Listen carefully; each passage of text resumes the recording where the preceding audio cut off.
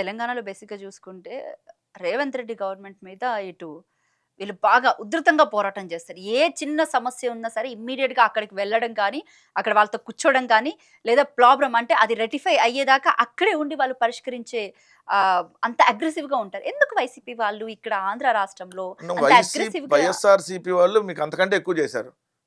అంతకంటే ఎక్కువ ప్రజలకు సంబంధించినటువంటి అంశాలలో పోరాటాలు మేము చేసినట్టు ఎవరు చేశారు ఈ రాష్ట్ర రాజకీయ పార్టీగా?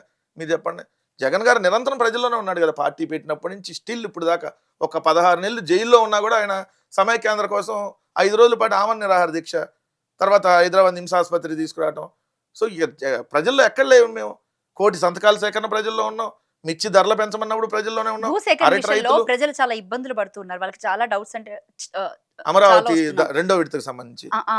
వస్తుంది. దాని ఇప్పుడు ఒకటి రెండో విడతకు ఎందుకు ప్రజల వద్దకు వెళ్ళలేకపోతున్నారు? ఎందుకు దాని గురించి ఎక్స్‌ప్లెయిన్ చేయలేకపోతున్నారు? ఒకటి ఇక్కడ ఏంటంటే అమరావతి మొదట దానికి సంబంధించి మేము క్లియర్గా చెప్పాం, 2,000 ఎకరాల భూముల సేకరణ తప్పు అని.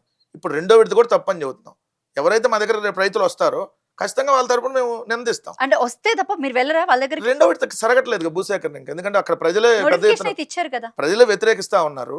సో అది వాళ్ళు ఇంకా ప్రజలు లేదు మేము అసలు ఇవ్వమని చెప్పి కరాఖండ కూర్చున్నారు అనుకోండి. అక్కడ ప్రెజెంట్ Definitely మేము address చేస్తాం. 16,500 ఎకరాలకి కొంతమంది రైతులు ఆమోదం రెండో తెలిపారని, 20,000 ఎకరాలు మొత్తం భూసేకరణ చేయాలని చెప్పేసని 20,000 ఎకరాలు కాదండి బాబు. అసలు మీకు ఇక్కడ అర్థం కానటువంటి విషయం ఏంటంటే మొట్టమొదటి విడతలో 54,000 ఎకరాలు, రెండో విడత 1,75,000 ఎకరాలు తీసుకోబోతున్నారు. ఓకే. దాంట్లో రెండో విడత 50 గ్రామాలు తీసుకోబోతున్నారు. దాంట్లో మీరు అన్న ఒక పార్ట్, మీరు ఇప్పుడు చెప్పే 16,000 ఎకరాలు ఏదైతే ఉందో అది 20,000 ఎకరాలు ఇంక్లూడింగ్ గవర్నమెంట్ తో కలిపితే 20,000 ఎకరాలు. అది రెండో విడతలో ఒక ఏ పార్ట్, దాంట్లో మళ్ళీ B part, C part, D part లాగా ఉంటాయి. అంటే రెండో విడతలో విడతల వారికి తీసుకుంటారు, సబ్ విడతలు అన్నట్టుగా. సో దాంట్లో ఖచ్చితంగా రైతులు వ్యతిరేకిస్తా ఉన్నారు. మన రైతు రామారావు అనేటటువంటి రైతు కూడా చనిపోయి ఉన్నాడు. సో వాళ్ళకు ఇవ్వట్లేదు అప్పుడు ఎవరు, అంటే ప్రజెంట్ ఆపేశారు ఆ సిచ్యువేషన్. సో దాన్ని ఎక్కడైనా మళ్ళీ సేకరణ స్టార్ట్ చేశారు. ల్యాండ్ పూలింగ్ చట్టం కరెక్టే అంటారా మరి? అసలు ల్యాండ్ పూలింగ్ అనేది ఆంధ్రప్రదేశ్ రాష్ట్రాన్ని ఎత్తిన పెద్ద గుదిబండి అది. ఎందుకు? కౌలు ఇవ్వాలి ప్రతి సంవత్సరం, మళ్ళీ డెవలప్ చేసి ఫ్లాట్లు ఇవ్వాలి. దాని బదులు భూములు కొనుక్కుంటే బెటర్ కదా.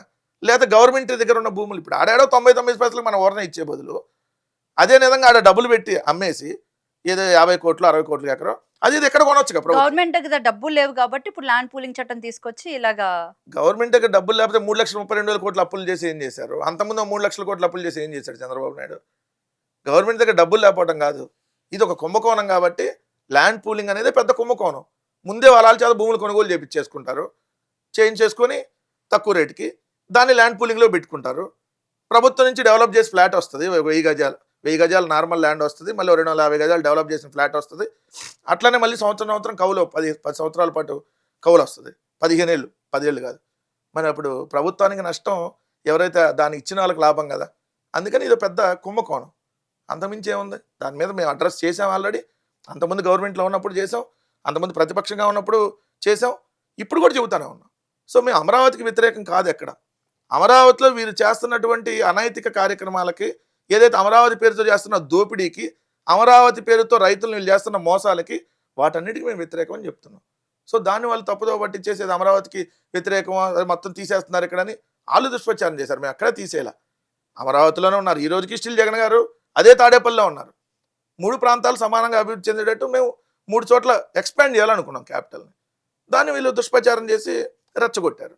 సో ఇప్పుడు ప్రజలకు అర్థం అవుతా ఉంది వాస్తవం ఏంటి, వీళ్ళు చేస్తుంది ఏంటనేది. ఇప్పుడు 20 క్యాపిటల్ చేయడం గురించి ఏం చెప్తారు? ఇప్పుడు ఒకటి, వాళ్ళు ఆర్థిక రాజధాని అన్నా మేము లేదంటే ఎగ్జిక్యూటివ్ క్యాపిటల్ అన్నా సేమ్ ఒకటే.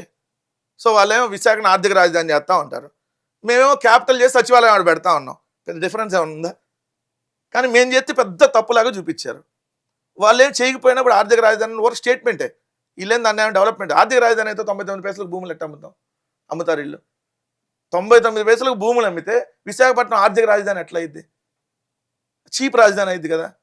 ఆర్థికంగా అంటే బాగా డెవలప్ అవ్వాలి. మీరు ఇప్పుడు హైదరాబాద్లో ఉంది, ఎకరం 100 కోట్లకి 170 కోట్లు కూడా మొన్న కొన్నారు నియో పోలీస్ దగ్గర, చూసారు మీరు. మరి అక్కడకు విశాఖపట్నంలో కూడా మీరు ఆక్షన్ పెడితే 50 కోట్లకు 60 కోట్లకు కొంటారుగా. మరి దాన్ని మీరు 99 పైసలకు ఇచ్చేస్తే ఎట్లా అయింది ఆర్థిక రాజధాని? ఆర్థిక రాజధాని అంటే ఎక్కువ రేటు పలిగితే ఆర్థిక రాజధాని అయింది. 99 పైసలకు ఉల్ఫా నీకు తీసుకో, ఏఎన్ఎస్ఆర్ గ్లోబల్ నీకు ఇచ్చేస్తున్నాం, రహేజా రియల్ ఎస్టేట్ నీకు ఇచ్చేస్తున్నాం 99 పైసలకి, మీరు వ్యాపారం చేసుకోండి, మీరు ఎకరానికి ఎంతో కొంత నాకు 20 కోట్లు 30 కోట్లు ఇచ్చేయండి అని లోకేష్ బేరం పెట్టుకొని విశాఖపట్నాన్ని అమ్మేస్తా ఉంటే ఎట్టా ఆర్థిక రాజధాని అయింది?